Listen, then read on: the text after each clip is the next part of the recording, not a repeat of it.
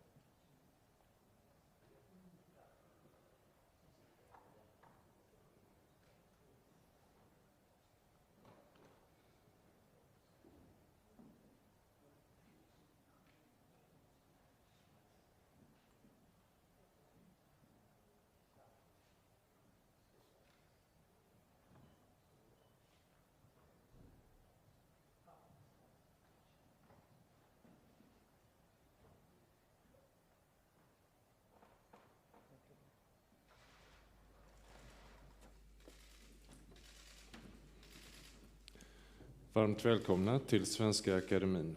Jag heter Mats Malm och är akademins ständiga sekreterare. Akademin har just sammanträtt och kan presentera sitt beslut om vem som tilldelas årets Nobelpris i litteratur. Very welcome to the Swedish Academy. My name is Mats Malm, I'm the permanent secretary. The Academy has convened and can now announce its decision on the Nobel Prize in Literature. Nobelpriset i litteratur år 2023 tilldelas den norska författaren Jon Fosse för hans nyskapande dramatik och prosa som ger röst åt det otsägbara. The Nobel Prize in Literature for 2023 is awarded to the Norwegian author Jon Fosse for his innovative plays and prose which give voice to the unsayable. Jag har just kunnat tala med Jon Fosse på telefon. Det är inte alltid som jag blir trodd när jag ringer upp på det här sättet. Men han var beredd att lita på mig åtminstone fram till nu. Han var ute och körde bil vid sitt sommarställe norr om Bergen vid Sognefjord. Han lovade att köra hem försiktigt och se på tillkännagivandet. Vi har börjat tala om praktiska ting och om Nobelveckan i December. I've just spoken to Jon Fosse on the phone. Not every laureate believes me when I make the call, but he was prepared to have confidence until 1 o'clock. He was driving on the countryside at Sognefjord, north of Bergen in Norway, and we had the opportunity to start speaking about practical matters and the Nobel Week in December. Jag lämnar nu ordet till Nobelkommitténs ordförande Anders Olsson som kommer att berätta om pristagaren. Därefter kommer han och Nobelkommittéledamoten Anne Svärd att svara på frågor i individuella intervjuer. I now give the floor to Anders Olsson, chair of the Nobel Committee. He will present the laureate, and after that, he and member of the Nobel Committee, Anne Svärd, will answer questions in individual interviews. Thank you.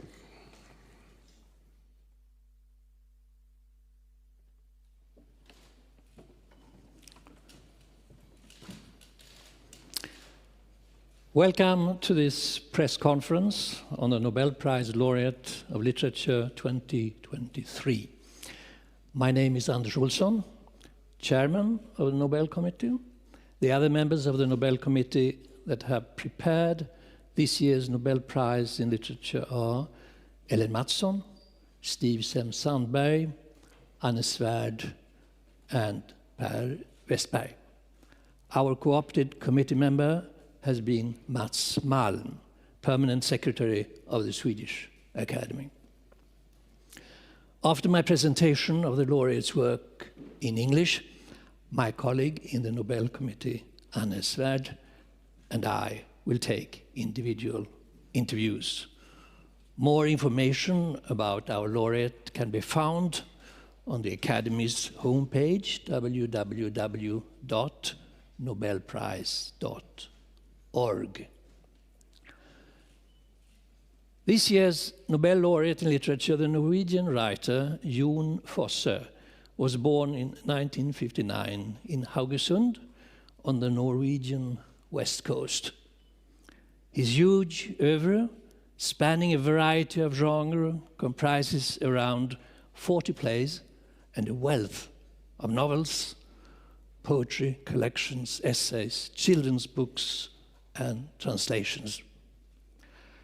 While he is one of the most recognized and widely performed playwrights of our time, he has also been acclaimed for his novels, narratives, and poetry. Resembling his great precursor in nynorsk literature, Tarjei Vesaas, Fosse blends a rootedness in the language and nature of his Norwegian background with artistic techniques in the wake of modernism. Samuel Beckett, Thomas Bernhardt, and Georg Trakl are some of his Wahlverwandtschaften. Fosse's international breakthrough as a playwright was Claude Régis' 1998 Paris production of his first and much performed play, Någon kjem til å komme, or in English, Someone is Going to Come. Even in this early piece, with its themes and of fearful anticipation and crippling jealousy, Fosse's singularity is fully evident. In his radical reduction of language and dramatic action, he exposes human anxiety and ambivalence at its core. Other major achievements in his dramatic work are Namnet, Draum om hösten, and Dödsvariationer. In English, The Name, Dream of Autumn, and Death Variations. It is through his ability to evoke man's loss of orientation and how this paradoxically can provide access to a deeper experience close to divinity that Fosse has come to be regarded as an innovator not only in contemporary theatre. Fosse's magnum opus in prose is his septology in 3 books, completed in 2021, a 1,250-page monologue in which an elderly artist speaks to himself as another person. In English, the titles are The Other Name, I is Another, and A New Name. The work progresses seemingly endlessly and without sentence breaks, but is formally held together by recurring themes and ritual gestures of prayer in a time span of 7 days.